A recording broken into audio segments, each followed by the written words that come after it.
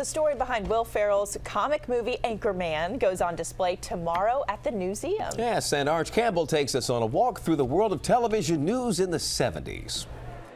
So what's Ron Burgundy's polyester suit doing at the Newseum, where they celebrate journalism, history, and issues? Welcome to Anchorman, the exhibit, based on one of Will Ferrell's funniest comedies. Will Ferrell touched a nerve when he created Ron Burgundy for Anchorman, the latter-day Ted Baxter with a big mouth and a small brain. Anchorman parodies television news in the 1970s when anchor teams turned into local stars. Yeah! And the rise of women anchors threatened hidebound relics like Ron. The exhibit features costumes, props, Ron's license plate, and a 1970s era news set. I don't think it is making fun of journalism. I think it's looking back at a real time in news history when it was a very different time for women and for men.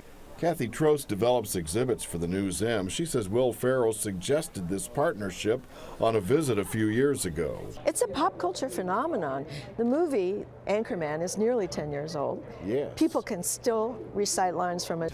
Ferrell has a sequel on the way, Anchorman 2, opening for Christmas. But the exhibit also traces the history and development of 1970s news teams. Maury Povich and Connie Chung, Jessica Savage and Mort Krim. It shows promos like the KGO San Francisco team as the Magnificent Seven.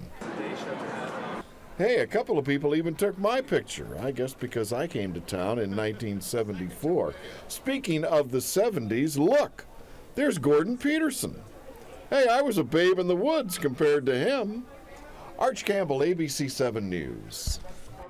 He is still a babe in the woods. And Arch calls you his friend, huh? He is it's a my fine friend. way to treat a friend. That's fine. People think I belong in a museum. Exhibit runs through August at the Newseum. Enjoy it. That's it for ABC 7 News at 5. ABC 7.